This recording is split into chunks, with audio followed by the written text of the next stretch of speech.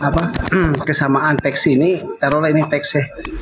Eh, dan di sini juga disebutkan bahwa eh, ayah kakeknya Nabi Isa itu adalah Yoahim, neneknya Hana. Apa ini benar yang disebut dengan Al Imron? Begitu Pak. Hanya konfirmasi aja Pak. Gurunda masih nelpon? Iya, mungkin lagi nelpon Bang Gores. Bang Zoma.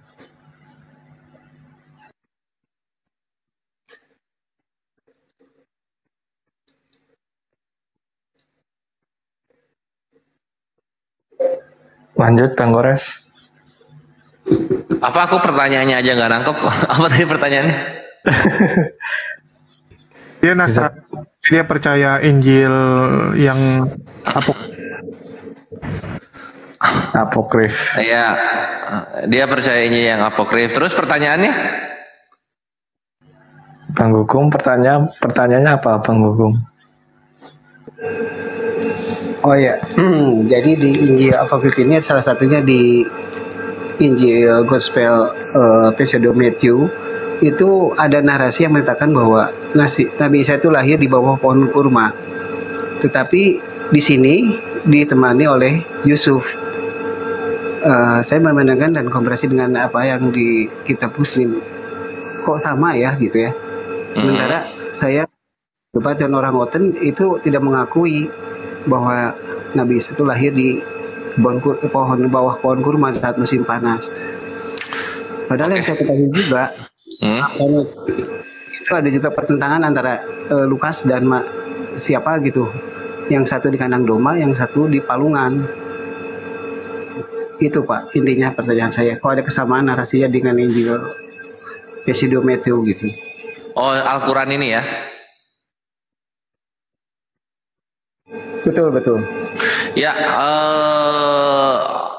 Gospel of Shadow Matthew itu baru ada di abad ke-7. Di sekitaran tahun 800-an.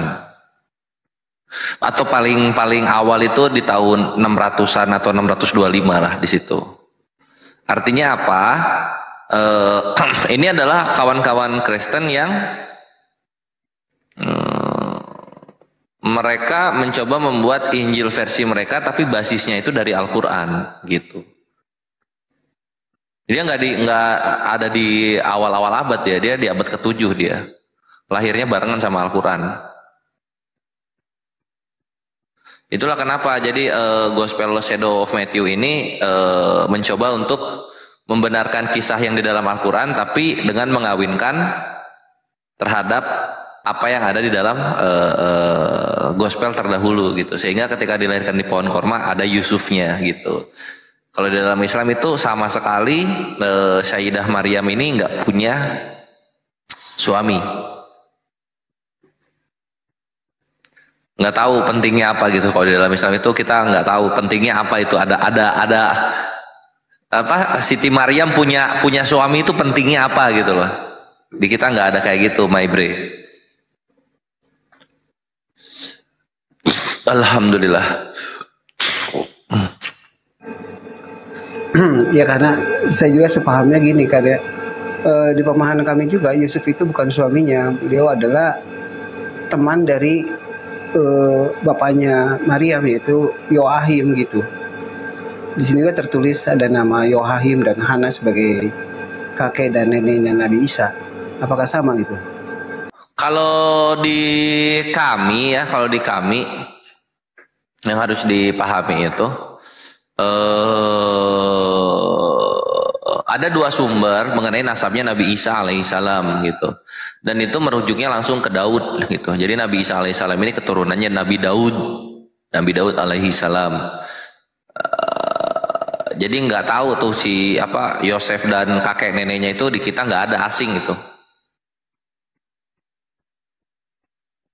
Ini ya, ini aku kasih datanya.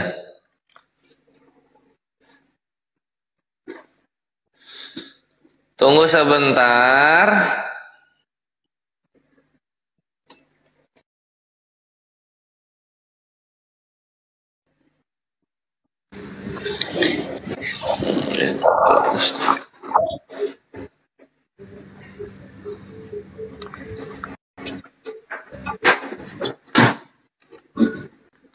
Nasrani itu peribadatannya itu gereja ya, Bang? Siapa tadi, Bang Gugum? Ini dia. Bukan Kristen, bukan, tidak ada gereja di kami. Oh, Nasrani nggak ada gereja. Dia kocak, dia Nasrani, dia bukan Kristen dia. Iya. Terus Halaman berapa nih? 767. untuk peribadatannya gimana itu? Untuk umat Nasrani itu seperti apa, Bang?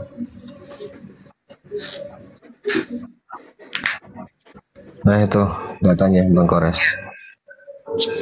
Seperti yang Nabi Cek. ajarkan, kami juga sembahyang sampai 3 kali, itu aja. Nah ini datanya di Al-Bidayah wan Nihayah jilid 2 halaman 767. Di sini dikatakan mana dia? Kemudian dia ini Allah memberi keutamaan kepada rumah yang suci, baik yang bernaung di dalamnya. Mereka adalah keluarga Imron, dan yang dimaksud dengan Imron di sini adalah ayahnya Maryam. Radallahu anhu. Muhammad bin Ishaq berkata, ini dalam kitabnya Tariq At-Tabari, dia adalah Imron bin Basyam bin Amwan bin Munsya bin Hazkiyah bin Azyak bin Mautam bin Izariyah bin Amsyah bin Yawus bin Aziyahu bin Yaram bin Ibnu Yufashat bin Aishi bin Aban bin Rabaam bin Sulaiman bin Daud. Gitu. Nih, keturunan Daud dia. Dan dia nasabnya dari untuk mencapai ke keturunan Daud, dia nasabnya dari Siti Maryam, itu bukan dari bapak tiri. Karena baik Yahudi dan Islam, kita tidak mengenal nasab yang datang dari anak angkat gitu.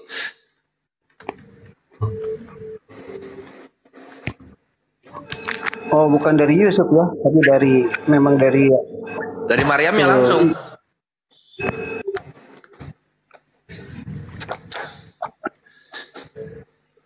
Sehingga kita nggak perlu capek-capek sosok Yosef gitu loh, atau siapa Yusuf gitu, supaya Nabi Isa ini adalah keturunan dari para nabi-nabi gitu. Karena memang Siti Maryamnya sendiri itu udah keturunan Yehuda, keturunan Daud itu. Udah kelar perkara.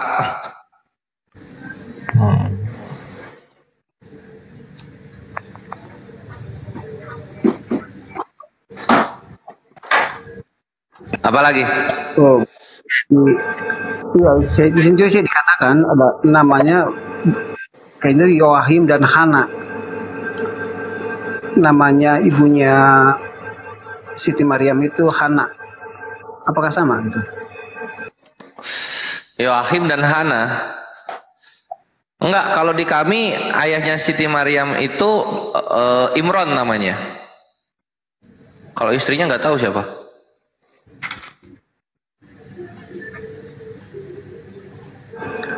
Iya, di kami Hana istrinya. Iya, di kami suaminya Imron gitu. Istrinya belum tahu, belum dapat literasinya.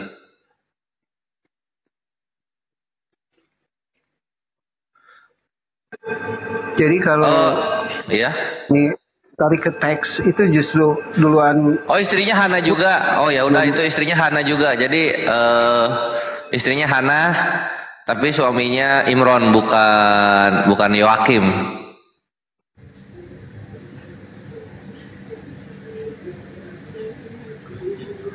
Oh baik.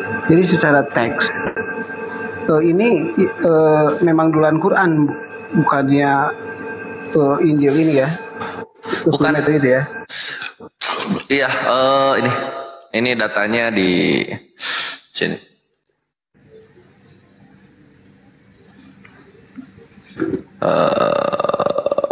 According to the research of G. Giselle and R. Bayers in 1997, the archetype of the Gospel of St. Matthew, Recencio A dates to 800 AD. Berarti abad ke-9 kalau kayak gini, Bre. Iya, abad ke-9 ini. And the composition date to the first half of the 7th century maybe to around 600 and 625 Anno Domini gitu. Giselle writes the Joachim representation in Shadow Matthew is meant to evoke the model figure of Merovingian nobleman. This one, according to Giselle, being Dagobert the First during his reign 629 to 639. Gitu. According to the Berthold, the composition date of the Gospel of Shadow Matthew is around 655 Anno Domini at the earliest, yang paling awal 650. Jadi ya kisaran situ lah, kisaran. Itu ya. Bukan, kalau 800 itu jatuhnya abad ke-9. Karena kalau tahun 600 abad ke-7 gitu.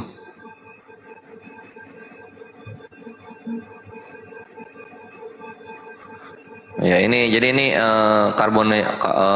data karbonasinya gitu. Makanya ketika Islam muncul,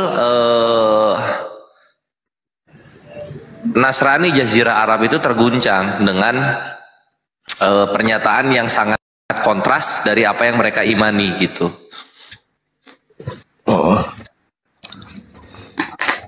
Oh itu tadi dengan di bawah ada ya katanya. Bang Gugum katanya mau mu'alaf. Iya Bang. Ini toko Bang, bukannya Maryam itu satu keturunan dengan Harun suku Lewi dalam bukan dari Daud suku Yehuda. Itu kalau ngambil nasabnya dari Perjanjian Baru, ikhwan. Karena kan kerabat sama Elizabeth. Tapi kalau kita ngambil dari literasi Islam, terutama yang aku bawain Al-Bidayah wa Nihayah, ini karyanya Imam Ibnu Katsir yang mengumpulkan semua sejarah tentang Islam dari para guru-gurunya. Siti Maryam itu keturunan Daud. Itulah kenapa sangat make sense sehingga Siti Maryam ini terjaga kesuciannya. Dia selalu perawan, nggak pernah punya suami gitu. Ini Bang Dewa mau naik ini. Dan itu apa ya? Imam Ibnu Katsir itu adalah mufasirnya imamnya para mufasir.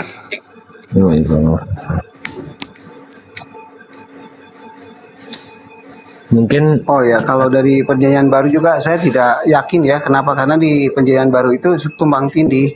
Contoh, Yudas itu dalam pasal 1:14 itu sesungguhnya Tuhan telah datang dengan beribu orang-orang kudus.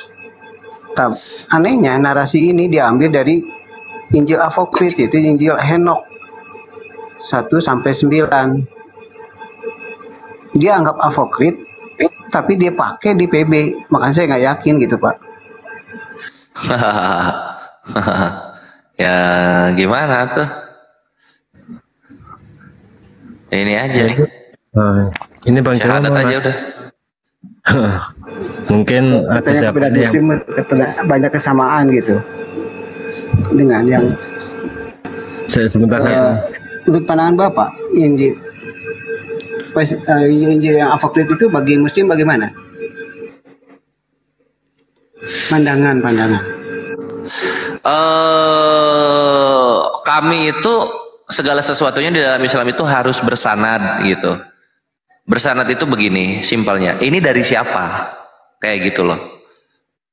Makanya buat kami, misalnya kita lihat konsep ketuhanan agama-agama, kami tuh nggak ada meninggikan atau merendahkan, ya sama aja semua. Begitu juga dengan Injil kanonik maupun apokrifa, itu di mata kami semua sama gitu. Ini sumbernya dari siapa? Selama bisa membuktikan sumbernya dari siapa, maka itulah yang kita hargai lebih tinggi gitu loh. Nah selama ini ketika kita mengkaji apokrifa sama kanonik, itu nggak tahu siapa yang nulis, dari siapa gitu loh, saksinya siapa penulisan tersebut, kayak gitu-gitu. Nah itu jadi membuat apokrifa ya sama aja seperti kanonik gitu. Bang Deo. Ya, assalamualaikum warahmatullahi wabarakatuh. Waalaikumsalam warahmatullahi taala wabarakatuh. Gimana Pak Gugum? Sehat kabarnya Pak Gugum? Pak Gugum? Iya sehat Pak. Alhamdulillah. Katanya dengar-dengar panuan ya, Sekarang udah sembuh. Gimana Pak Gugum? Apalagi yang meragukan di dalam Islam Pak Gugum?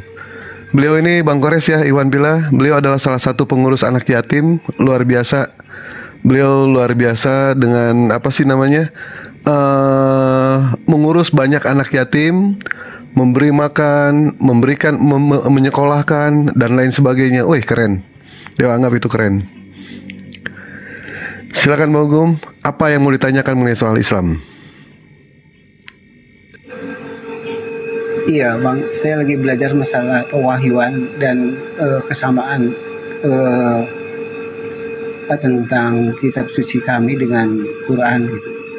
Dan makanya saya masuk forum ini ya saya ingin memantapkan dan mencari kebenaran berdasarkan ayat-ayat kami yang ternyata ya di Muslim itu banyak kesamaan daripada di pihak Khoten. Saya kemarin diserang habis sama pihak Khoten karena perbedaan pengimanan ini.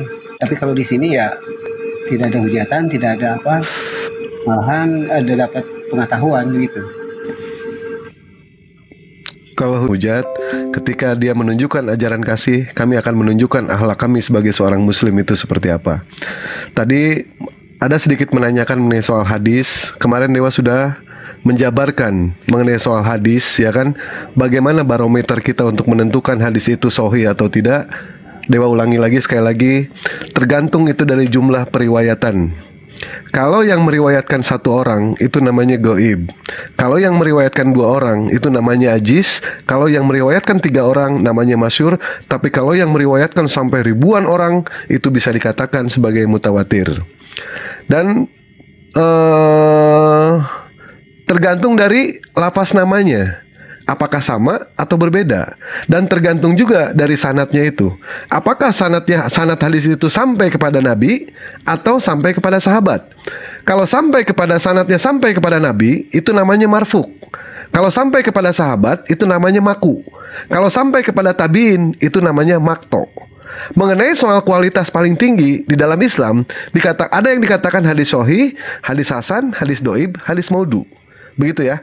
Jadi tidak usah menanyakan mengenai soal hadis lagi di sini. Kita bahas mengenai soal kesamaan aja. Kesamaan antara pengajaran Yesus dengan pengajaran umat Muslim itu sama. Sama pengajarannya. Ketuhanan kami sama. Apakah Yesus itu Tuhan? Yesus itu Tuhan. Tuhan orang Kristen, bukan Tuhan alam semesta.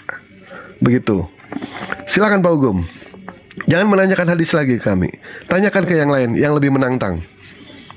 Silakan.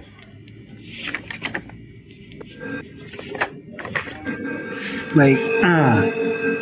Saya sih sekarang pengen belajar pernubuatan tentang Nabi Muhammad begitu. Karena setiap nabi itu kan ada nubuat. Nah, di Muslim ada nggak nabi yang menubuatkan untuk Nabi Muhammad gitu? Bang Kores, nanti Dewa tambahkan. Bang Kores tampilkan data seperti di Yesaya 29:12, di Ulangan 18:18. Silakan Bang Kores. Lanjut aja Bang Deo. Dewa nggak bisa menampilkan data.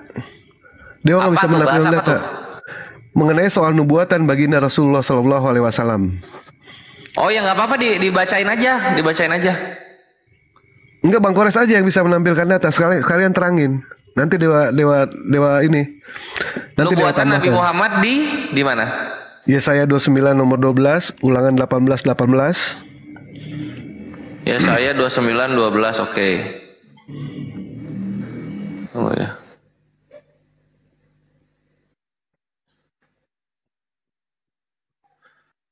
Yesaya 29:12.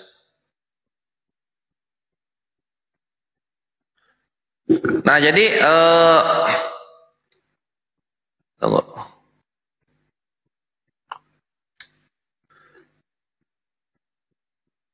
Mau muka gua keluar.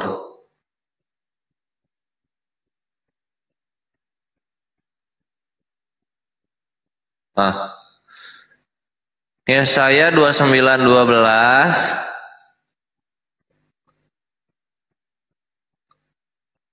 Di sini dikatakan, Dan Tuhan telah berfirman, oleh karena bangsa ini datang mendekat dengan mulutnya dan memuliakan aku dengan bibirnya, padahal hatinya menjauh daripadaku dan ibadahnya kepadaku hanyalah perintah. Salah. Sebelumnya. Iya. Dan apabila kitab itu kita berikan kepada orang yang tidak dapat membaca dengan mengatakan baiklah baca ini, maka ia akan menjawab aku tidak dapat membaca. Nah, ini siapa lagi nih nabi yang dikasih kitab lalu disuruh baca nggak bisa baca? Kemudian yang 13-nya, dan Tuhannya telah berfirman, oleh karena bangsa ini datang mendekat dengan mulutnya dan memuliakan aku dengan bibirnya, padahal hatinya menjauh daripadaku dan ibadahnya kepadaku hanyalah perintah manusia yang dihafalkan. Nah ini 12-13, Bang Dev aku bawain 13-nya ya. 12 ini untuk Nabi Muhammad SAW, 13-nya untuk bangsa Arab. Karena bangsa Arab pada masa Nabi itu menyembah berhala dia. Gitu. Terus sekarang yang ulangan 18. Ini aja Yohanes 14 aja, Bang Gores. Yohanes 14, 16, 17. Oke, Yohanes 14 16. Aku akan meminta kepada Bapa dan ia akan memberikan kepadamu seorang penolong yang lain supaya ia menyertai kamu selama-lamanya, yaitu rohnya, roh kebenaran. Dunia tidak dapat menerima dia sebab dunia tidak melihat dia dan tidak mengenal dia. Tetapi kamu mengenal dia sebab ia menyertai kamu dan akan diam di dalam kamu. Iya. Itu. Baik. Itu pernyataannya Pak Hugum ya. Pengajaran Yesus selama Yesus itu dilahirkan ke dunia, pengajarannya hanya 3 tahun. 3 tahun di sini pengajarannya belum lengkap sama sekali, hanya 2%. Dan Nabi Muhammad SAW menuntaskan 98%-nya. Yesus mengajarkan ajaran kasih, Nabi Musa mengajarkan ajaran kasih, Nabi Daud mengajarkan ajaran kasih, tapi baginda Rasulullah SAW bukan hanya mengajarkan ajaran kasih, tetapi beliau mengajarkan ajaran kasih dan ajaran sayang. 2 kita poinnya di situ. Di dalam Yohanes 14:16, aku akan meminta kepada Bapa dan Ia akan memberikan kepadamu seorang penolong yang lain. Kalau misalkan ya, kita berpikir secara logika saja, secara nalar. Andaikan, menurut orang-orang Kristen, roh kebenaran itu adalah Roh Kudus, itu hal yang tidak mungkin. Kenapa dikatakan tidak mungkin? Roh Kudus tidak kelihatan. Kalau misalkan Tuhan mengutus malaikat untuk mengajarkan semua manusia, itu pun hal yang tidak mungkin. Malaikat tidak kelihatan, apalagi Tuhan mengutus Tuhan. Artinya, bagian Tuhan yang oknum nomor 3 itu yang dikatakan Roh Kudus mengajarkan, itu hal yang tidak mungkin. Maka dari itulah Allah mengutus yang namanya sama dengan kita, golongan dari kita. Siapa dia? Baginda Rasulullah SAW. Beliau adalah seorang manusia, supaya pengajarannya itu bisa dilihat, supaya pengajaran itu bisa dijadikan sebagai suri teladan. Begitu, Bang Gugum. Itu jelas ya. Di situ dijelaskan Yesus meminta roh kebenaran yang lain kepada Bapa, tidak lain dan tidak bukan, itu adalah baginda Rasulullah SAW. Sementara pengajaran Yesus, hanya Yesus mengajar 3 tahun. 3 tahun ini dapat apa? Bahkan Dewa pernah kemarin mengatakan kepada Pak Gugum, ketika yang namanya seseorang bersekolah itu, SD aja 6 tahun loh Pak Gugum. SD 6 tahun baru lulus. Ini 3 tahun. 3 tahun itu pecatan. Jadi belum sampai. Lihat baginda Nabi Muhammad. Baginda Nabi Muhammad diutus ke dunia selama 22 tahun 2 bulan 22 hari. SD lulus, SMP lulus, SMA lulus, sampai tingkat kesarjana lulus semua. Alhamdulillah kami umat muslim, umatnya semua cerdas-cerdas. Begitu Pak Gum. Silakan.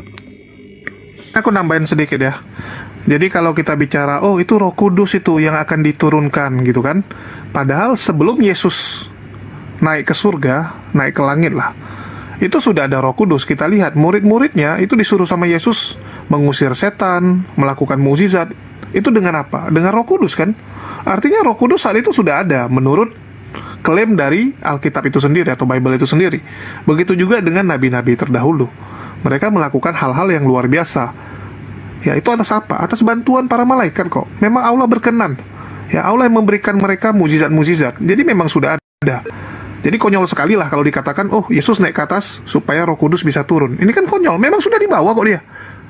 Ya. Artinya murid-murid sudah memiliki Roh Kudus saat itu. Kecuali teman-teman Kristen mau bilang, oh dulu belum ada. Sejak Yesus naik ke atas baru ada Roh Kudus. Loh jadi yang selama ini mengikuti murid-muridnya orang-orang yang kepenuhan tuh kepenuhan apa? Apakah kepenuhan roh setan? Kan nggak mungkin. Ya kan banyak itu diceritakan. orang-orang ini kepenuhan ya, murid-murid kepenuhan, tokoh-tokoh tertentu kepenuhan, itu sudah ada kok. Jadi buat teman-teman Kristen, cobalah kalian pikir, masuk akalkah Roh Kudus itu yang disuruh turun lagi, sedangkan dia sudah ada di bawah. Jadi semoga bisa menggunakan akalnya. Oke, lanjut. Siap. Silakan Pak Gugum. Kalau itu dinyatakan sebagai Roh Kudus, bagaimana dengan kisah para Rasul 7 nomor 5? Lupa. Pak Gugum nggak percaya ya? Lupa. Silakan Pak Gugum. Lanjut. Pak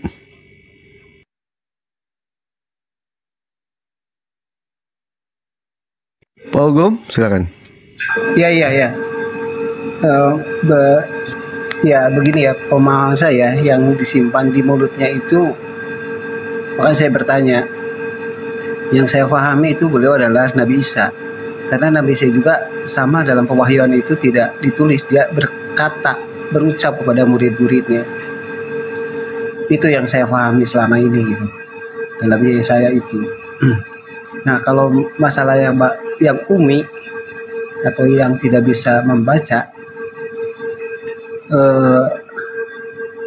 saya pikir itu dulunya satu bangsa yang tidak biasa baca itu gitu. Terus kalau masalah Roh Kudus, memang betul itu juga masih misteri bagi saya. Sebut misteri apa? Saya tidak bisa menjabarkan karena ya memang saya akui Nabi Isa cuma 3 tahun jadi dalam masa pengajaran. Dan memang juga saya akui beliau hanya mempunyai 12 murid. Padahal kan satu Nasrani itu ada beribu-ribu orang.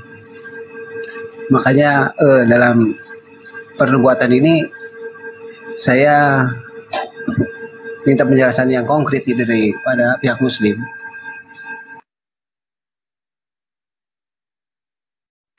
Tadi sudah dijelaskan sama kami mengenai soal nubuatan, Pak Gugum. Sepertinya dari Pak Gugum sendiri tidak ada bantahan. Di dalam Yesaya 29 nomor 12 di situ dijelaskan. Terus di dalam betul. Saya sudah paham sekarang. Makanya saya sudah paham sekarang. Ternyata umi di sini itu bukan bangsa tapi seseorang gitu kan Pak Dewa ya. Betul. Lanjut Pak Gugum. Dan Roh Kudus ini bagaimana nih? Tolong sekali lagi diperjelas gitu. Roh Kudus di dalam Islam itu Rohul Kudus. Itu merujuk kepada malaikat Jibril yang menyampaikan wahyu dari Allah Subhanahu wa taala melalui perantara. Perantaranya Rohul Kudus. Jadi orang-orang Kristen itu mengambil kata-kata Roh Kudus itu dari Islam, dari Muslim. Mereka tidak punya Roh Kudus. Bahkan mereka pun menuhankan Tuhan yang salah. Tuhan mereka sebenarnya itu bukan Allah Bapa, bukan Yesus, bukan juga Roh Kudus.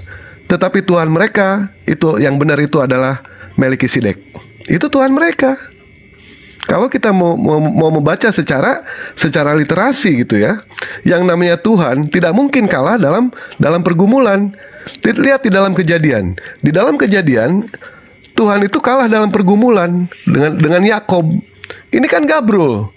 Tuhan seperti apa yang dikatakan seperti itu? Nah terus Yesus yang mereka gadang-gadangkan sebagai Tuhan, ternyata Yesus sendiri di dalam Yohanes 5:30 dia tidak bisa berbuat apa-apa atas dirinya sendiri.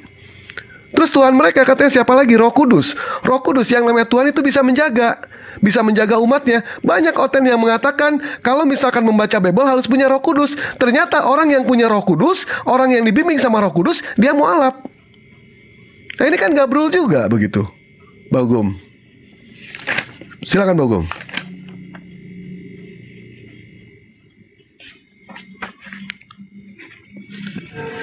Iya sih, memang kontradiktif ya kalau masalah Roh Kudus tuh. Termasuk saya gitu, makanya saya pengen mendapatkan penjelasan secara rinci. Karena multi tafsir gitu, itu intinya, Bang Dewa. Kalau di dalam Kristen bukan multi tafsir, banyak tafsir dan tidak jelas juga pengajarannya. Karena Kristen itu bukan agama. Kristen itu bisa dibilang itu adalah satu organisasi, di mana organisasi itu seperti bola salju yang makin membesar, dan akhirnya berubah menjadi agama. Padahal Allah tidak pernah menurunkan banyak agama. Tidak pernah. Allah hanya menurunkan satu agama, yaitu Islam. Dari zaman Nabi Adam alaihissalam sampai baginda Rasulullah SAW itu hanya satu agama, Muslim. Tidak ada. Apakah Bani Israel itu Muslim? Muslim, Bani Israel. Apakah Yesus itu Muslim? Muslim, Yesus juga. Semua para nabi itu Muslim. Lihatnya dari mana? Lihat aja berdasarkan dari ayat-ayat yang dijabarkan berdasarkan dari Bible. Yesus berdoa. Umat Muslim berdoa di dalam Yohanes 12 nomor 27. Sekarang Yohanes 12 27 lagi lupa. Yesus bersujud. Terus umat Muslim bersujud. Yesus berpuasa. Umat Muslim berpuasa. Yesus bersunat. Kami bersunat. Betul tidak, Pak Gum? Betul, kami juga saat 3 waktu, tapi kami juga bersunat. Nah, seperti itu. Yesus berdoa sesuai di dalam Yohanes 12 nomor 27, sesuai di dalam Matius 26:39, di dalam Markus 11 nomor 24, di dalam Ibrani nomor 7. Itu jelas. Terus masalah penyaliban Yesus itu pun hoak. Itu pun tidak ada sama sekali penyaliban. Ya. Karena jelas kalau misalkan Bible itu berdasarkan dari yang namanya sejarah. Yang namanya sejarah pasti terjadi yang namanya kontradiksi. Sedangkan Al-Quran itu pewahyuan, datang dari Allah langsung. Jadi tidak mungkin ada yang namanya kontradiksi. Nah, ketika Yesus berdoa, kami berdoa. Ketika Yesus bersujud, kami bersujud. Yesus berpuasa, kami berpuasa. Siapa yang menjalankan ajaran Yesus semuanya? Kami umat Muslim. Kami umat Muslim. Siapa pengikut Yesus itu? Kami pengikut Yesus. Kami pengikut Nabi Muhammad. Tetapi kami bukan hambanya Yesus. Kami bukan hambanya Nabi Muhammad. Kami adalah hambanya Allah. Begitu, Bu.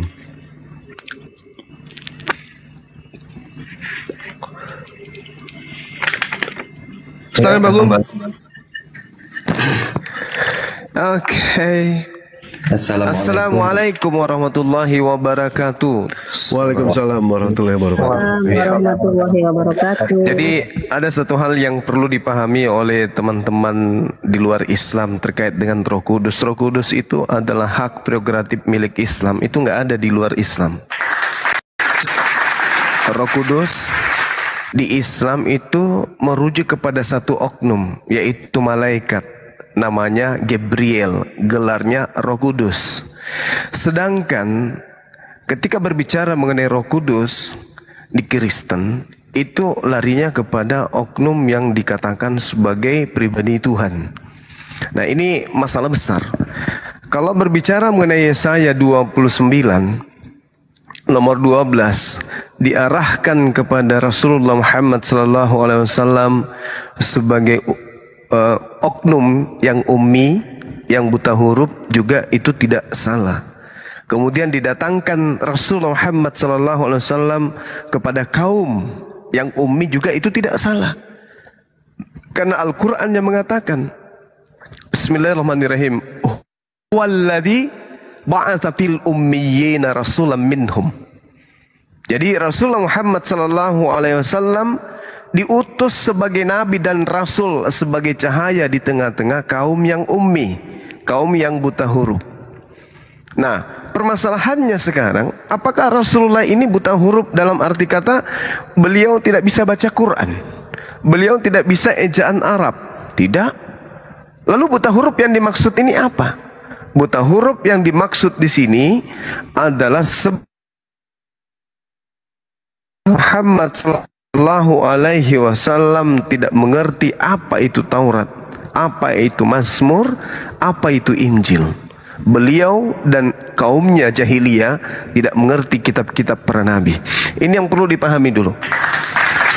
Kemudian ketika berbicara mengenai Roh Kudus, ya sama seperti yang disampaikan oleh Dinda Dewa barusan, Qul nazzalahu ruhul kudus.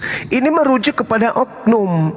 Oknum siapa? Malaikat yang mendapatkan gelar. Siapa itu? Jibril alaihissalam. Jadi bukan merujuk kepada Tuhan dalam arti kata pribadi Tuhan, tidak. Sedangkan kalau kita melihat berbicara mengenai apa yang menjadi pernyataan waraka yang mengerti tentang kitab Injil, yang mana dia mengatakan ketika Rasulullah kemudian diceritakan, dia mengatakan itu adalah an-namus, dia adalah nomos atau nomo dalam bahasa Yunani. Nah, ini merujuk kepada siapa? An-namus atau nomo atau nomos dalam bahasa Yunani ini itu merujuk kepada malaikat yang datang mengajarkan kemudian hukum-hukum Taurat, ketetapan Tuhan melalui hukum Taurat kepada Nabi Musa. Contoh misalnya pernyataannya di dalam Kisah Para Rasul 7 nomor 53. Kamu telah menerima hukum. Hukum di sini adalah nomos atau nomo yang disampaikan oleh para malaikat. Akan tetapi kamu semua tidak memenuhi. Kisah Para Rasul 7:53. Kamu telah menerima hukum Taurat yang disampaikan oleh malaikat-malaikat kepada Nabi Musa alaihissalam. Berarti yang dimaksud nomos ini adalah hukum Tuhan yang dibawa kemudian oleh Roh Kudus. Roh Kudus ini adalah Gabriel atau Jibril. Nah, sekarang kita masuk dalam kajian apa yang saya sampaikan barusan. Berdasarkan Al-Quran surah An-Nahl ayat 102, ya, jelas sekali bahwa yang dimaksud dengan Roh Kudus adalah sosok malaikat. Sedangkan roh kebenaran ini adalah oknum manusia. Roh kebenaran adalah oknum manusia. Roh Kudus adalah oknum malaikat. Jadi itu ada pembeda yang sangat luar biasa yang perlu saudara pahami dengan baik. Roh Kudus adalah malaikat, roh kebenaran adalah manusia. Roh Kudus datang kemudian menghantarkan firman atau perkataan Tuhan kepada roh kebenaran. Jadi Roh Kudus menyampaikan kalam ilah, kebenaran ini manusia. Yohanes 16 nomor 13 nomor 7 sampai nomor 15 itu uraiannya sangat jelas di situ. Ada roh kebenaran, ada nabi kebenaran, nabi yang membawa kemudian al-haq, ajaran dari al-haq yang disampaikan melalui perantaraan Roh Kudus. Roh Kudus datang menyampaikan firman ke dalam lisannya. Sang roh kebenaran kemudian menyampaikan apa yang diterima dari Roh Kudus ini kepada seluruh umat manusia. Jadi cakupan dari pengajaran roh kebenaran wajib hukumnya kitab suci. Tidak boleh buku sembarangan yang dihasilkan dari saduran, dan dihasilkan dari terjemahan, yang dihasilkan dari hasil penyelidikan. Kenapa? Karena roh kebenaran menerima pemberitaan itu langsung dari Roh Kudus. Jadi Roh Kudus adalah malaikat Jibril yang datang kepada roh kebenaran yang adalah baginda Rasulullah Muhammad sallallahu alaihi wasallam. Hukum-hukum yang dibawa kemudian disebut Al-Qur'an. Cakupannya semua perintah dan larangan termaktub di dalamnya. Sedangkan kalau dikatakan Yesus bahwa ketika Roh Kudus itu datang atau roh kebenaran itu datang, dialah yang akan mengajarkan kepadamu segala hukum-hukum, segala keadilan dan penginsapan dunia akan dosa. Coba, segala hukum-hukum. Segala hukum-hukum berarti hukum apa saja yang ada di atas muka bumi ini itu diajarkan oleh Roh Kudus kepada roh kebenaran. Yohanes 16 nomor 13, 14 dan seterusnya. Oleh karena itulah kemudian Al-Quran berbicara mengenai hukum waris lengkap, hukum tata negara lengkap, hukum militer lengkap, hukum ekonomi lengkap, hukum nikah lengkap, hukum apapun lengkap di Al-Quran. Nah, kita bandingkan dengan Bible. Hukum apa yang muncul di sana? Tak ada hukum di sana kecuali satu. Apa itu? Hukum kasih. Segala hukum-hukum, tapi kok cuman kasih? Apa itu? Tampar. Setelah ditampar, kasih lagi. Itu yang diajarkan. Cuman satu hukum itu. Itu pun tidak nyampe. Materinya itu nggak nyampe. Karena kasih menurut Tuhan adalah ketaatan kepada firman Tuhan. Jadi segala hukum-hukum ini di mana tertulisnya? Hanya ada di dalam Al-Quranul Karim. Berarti Roh Kudusnya bekerja kepada roh kebenaran yang adalah baginda Rasulullah Muhammad SAW. Mari kita buktikan. Kalau saudara Gugum punya Bible sekarang ini, saya minta bagaimana Tapi hukumnya. kan Nabi Isa juga roh kebenaran, Pak Jumat. Semua nabi itu adalah roh kebenaran. Yang dimaksud roh kebenaran di sini adalah nabi yang membawa kebenaran. Sementara yang dimaksud roh jahat itu adalah nabi-nabi palsu. Jadi roh kebenaran versus roh jahat. Kalau roh jahat ini adalah nabi palsu, roh kebenaran ini adalah nabi utusan pencipta langit dan bumi. Itu. Jadi untuk mengetahui di mana roh kebenaran ini bekerja, di Islam atau di Kristen, mari kita tanya. Apa yang roh kebenaran ajarkan kepada orang-orang Kristen terkait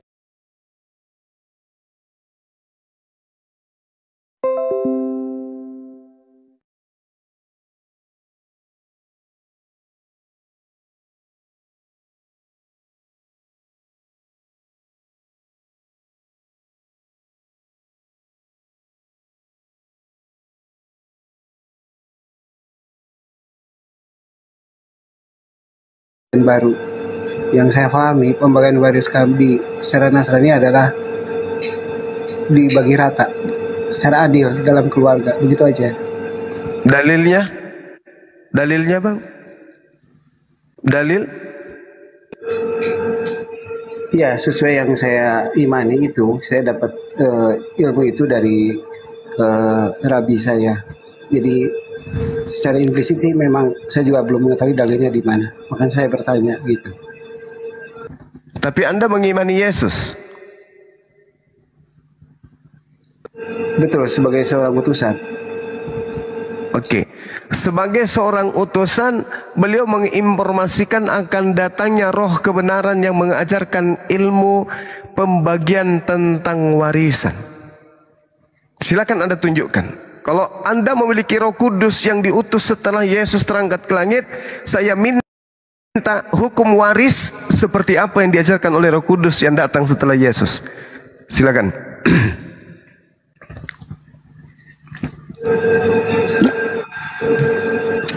Ada? Yesus mengatakan segala hukum. Saya kasih bocoran kalau di Islam ya. Bismillahirrahmanirrahim. Yusikumullahu fi auladikum lizzakari mislu hazzil unsayain. Fa in kunna nisa'an fawqa ithnatain falahunna thulutha ma tarak wa in kanat wahidatan falahan nisf wa li abawayhi likulli wahidin minhuma sudus mimma tarak wa li abawayhi likulli wahidin minhuma sudus mimma taraka in kana lahu walad fa in lam yakun lahu walad wa warithahu abawahu fali ummihi thuluth fa in kana lahu ikhwatun fali ummihi sudus min ba'di wasiyati yusi biha aw dain abaukum wa abnaukum la tadruna ayyuhum aqrabu lakum naf'a faridatan minallah innallaha kana aliman hakima. Jelas hukum pembagian warisan di dalam Al-Quranul Karim termaktub dengan sangat fasih validnya di dalam surah An-Nisa ayat 11. Ajaran Roh Kudus tentang hukum pewarisan. Jadi Yesus mengatakan ketika ia datang, yaitu roh kebenaran, dialah yang akan memimpin kamu ke dalam semua hukum-hukum. Nah, saya minta cuma satu. Saya belum minta hukum militer. Saya belum minta hukum ekonomi. Saya belum minta hukum syarat nikah. Saya belum minta hukum syarat kemasyarakatan, ketatanegaraan. dan seterusnya. Baru satu hukum. Sementara Yesus mengatakan, roh kebenaran yang datang setelahku akan mengajarkan segala hukum-hukum. Semua hukum-hukum yang dibutuhkan oleh kehidupan manusia akan diajarkan oleh roh kebenaran yang datang setelahku. Yusikumullahu fi auladikum. Allah mensyariatkan, mewajibkan kepadamu tentang pembagian warisan untuk anak-anakmu. Wa in kanat wahidatan falahan nisfu wali abawai likulli wahidin minhumas sudus. Jelas di dalam Al-Quran, yaitu anak-anakmu yang mendapat sebagai seorang anak laki-laki sama dengan bagian 2 orang anak perempuan. Bla bla bla bla bla bla bla bla bla. Aturannya jelas. Kalau ternyata tidak ada ajaran tentang pembagian hukum waris kepada orang-orang Kristen, berarti Roh Kudusnya sasarannya bukan ke Kristen, tapi kepada umat Nabi Muhammad sallallahu alaihi wasallam. Silakan dibantah atau ada yang mau menambahkan. Betul Pak Juma, jujur aja di kami itu tidak ada. Makanya sama. Tidak ada. Berarti Roh Kudusnya kemana arahnya Roh Kudus? Ya, kalau di agama Anda nggak ada. Iya, saya juga kurang paham. Makanya saya bertanya pada Bang Dewa sama Bang Juma. Karena selama ini jujur aja secara saya syariah hukum, kami di Nasri juga mengikuti ajaran Islam yang bersesuaian dengan keyakinan kami itu Pak. Masya Allah, Subhanallah.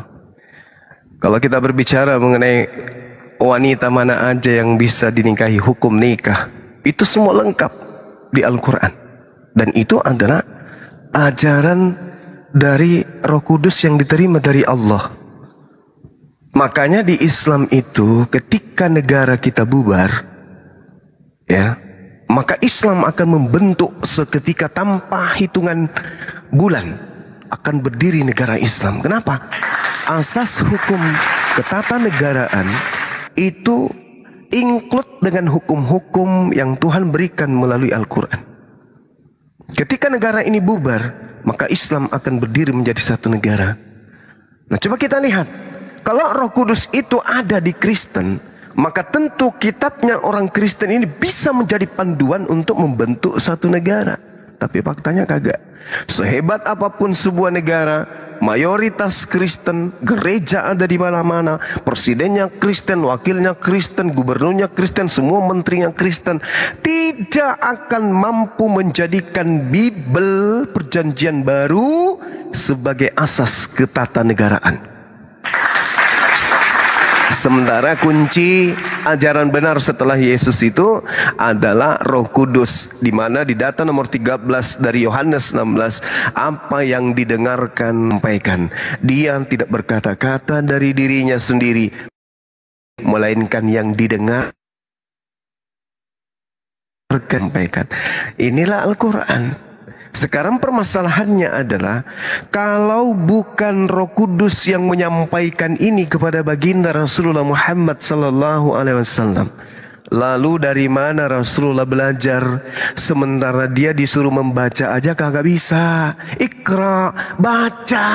Apa katanya? Saya tidak mampu membaca. Orang kalau membaca aja nggak sanggup, kayak mana bisa menguraikan tentang hukum-hukum, hukum waris, hukum nikah, hukum jual beli, hukum pegadaian, hukum semua hukum. Bagaimana bisa sekomplik itu dia lakukan pengajarannya kalau yang membimbing dia itu bukan Roh Kudus? Lagi-lagi Ulangan 8 nomor 18 mengatakan, aku Tuhan akan menyimpan, menaruh firmanku di mulutnya, sehingga apa yang keluar dari mulut Nabi tersebut bukanlah ungkapan pribadinya, melainkan ungkapan Tuhan yang dia lontarkan.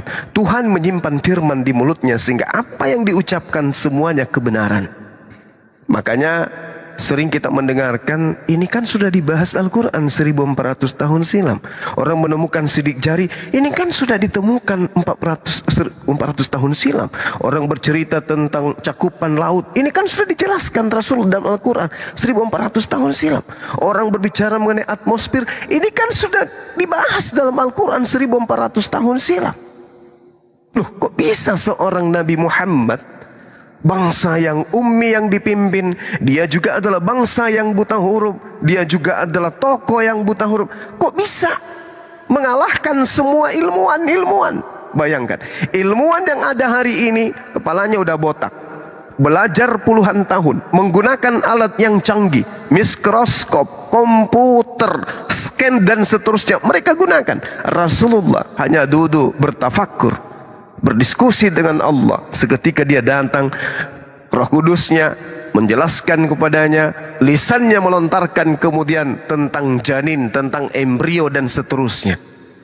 Sementara di hari sekarang ini ilmuwan, profesor, SD, SMP, SMA, sarjana, S2, S3, S4, S5, S6 sampai giginya rontok semua menemukan itu baru setelah 1400 tahun. Itu pun dalam metode yang sudah modern, cara yang modern, hidup yang serba wow, bisa menemukan itu. Rasulullah, kita bayangkan, jangan 1400 tahun silam, 1000 tahun yang lalu kayak mana Indonesia? 100 tahun yang lalu kayak mana Indonesia? 200 tahun kayak mana Indonesia? 300 tahun kayak mana Nusantara ini? 400 tahun kayak mana keadaan di Nusantara ini? Kayak mana? 500 tahun kayak mana keadaan di Nusantara ini? 600 tahun kayak mana ceritanya? 600 tahun yang lalu di Indonesia sebelum merdeka, kayak mana kehidupan masyarakatnya? Ini 1400 tahun jauh ke belakang. Ada sosok manusia yang mampu menguraikan sebuah pengetahuan yang diketahui kebenarannya nanti di pada masa modern, canggih, digital, baru ditemukan semua aspek kebenarannya. Semakin manusia itu menemukan kecanggihan, modernisasi, semakin manusia itu mendapatkan keilmuan yang luar biasa, mengungkap rahasia-rahasia alam, semakin terungkap isi Al-Quran. Jadi apa yang kita ragukan? Fabi ayyi ala'i rabbikuma tukazziban. Apa yang diragukan tentang Islam? Tak ada lagi. Komputer mengantar kita mengetahui, ya, laptop mengantar kita mengetahui, HP mengantar ada modern yang sudah beradab lebih dulu, peradaban Romawi mungkin, peradaban Yunani kali, peradaban Mesir kali, peradaban India kali. Rasulullah pernah kuliah di sana kali. Tak ada itu. Ketika kitab termaterai itu diberikan kepadanya, Iqra, dia mengatakan, saya tidak bisa membaca. Artinya, biarkanlah kemudian lisannya mengucapkan isi kitab termaterai itu, dan isi dari kitab termaterai itu memuat masa lalu, masa pada masanya, dan masa yang akan datang. Dan itulah yang tersimpan di dalam Al-Quranul Karim. Jadi kita jangan memperbodoh diri, kita jangan egois terhadap diri kita. Kita pikirkan masa depan kita, kita pikirkan akhirat kita, kita pikirkan kehidupan setelah kebangkitan kita. Jangan ego di dalam berkeyakinan. Katakan salah yang salah, katakan benar yang hak. Jangan kemudian kita bingung, ragu terhadap kebenaran. Yang benar pasti benar, yang salah seperti apapun kekuatan untuk mendukungnya menjadi benar, tidak akan pernah bisa benar. Oleh karena itulah kemudian sekuat apapun tenaga yang ada di atas muka bumi ini, menyatu untuk membenci Al-Quran, menyatu untuk membenci Rasulullah. Semakin Al-Quran dihujat, semakin Rasulullah dihujat, semakin Allah dihina, semakin jaya Islam itu. Saya kira demikian sahabat. Silakan disenggol. Kita bikin kopi dulu campur masako. Silakan. Mantap Bang Juma. 86 90 101. Gimana Pak Gugum?